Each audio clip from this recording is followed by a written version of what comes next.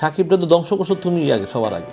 Hello viewers, Shakib খানকে নাকি ধ্বংস করেছেন বুবলি আগে, এমনটাই মন্তব্য করেছেন পরিচালক ইকবাল। পরিচালক ইকবাল বলেন, শাকিবকে নিয়ে যখন মিডিয়ার সামনে কেঁদে কেঁদে কথা বলেছিলা তখন কই ছিল শাকিবের প্রতি এত ভালোবাসা? এটা টেলিভিশনের সামনে যে কেন্দা কেন্দা কথাগুলো গেলো, এই ধ্বংসটা তো তুমিই করলা, এটা তো গোপনে করতে পারতা।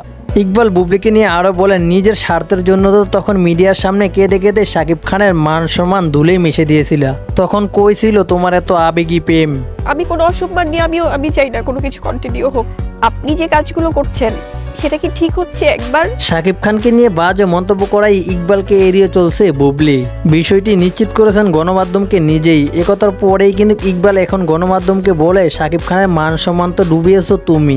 যখন মিডিয়ার সামনে এসে কান্নাকাটি করলা, শাকিব খানকে নিয়ে বাজে মন্তব্য করলা, তখন কই ছিল শাকিব খানের প্রতি রেসপেক্ট, ভালোবাসা? তুমি তো তখন গোপনেও বলতে পারতা, তাহলে কেনই মিডিয়ার সামনে আসলা? টেলিভিশনে এতগুলো ক্যামেরার সামনে না এসে গোপনে করতে পারতা না?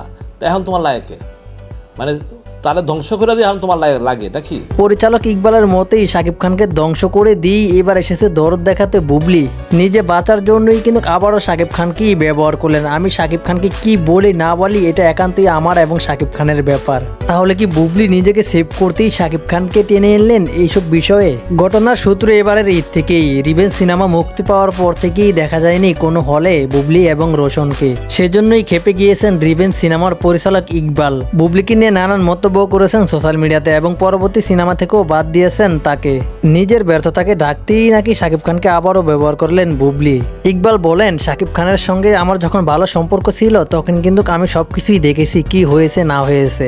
আমার সামনেই কিন্তু অনেক ঘটনা ঘটেছে, সেগুলো আমি বলতে চাই না। কোনো সময় যদি প্রয়োজন হয় তখনই বলবো, এখন বলতে চাই না এসব ব্যাপারে।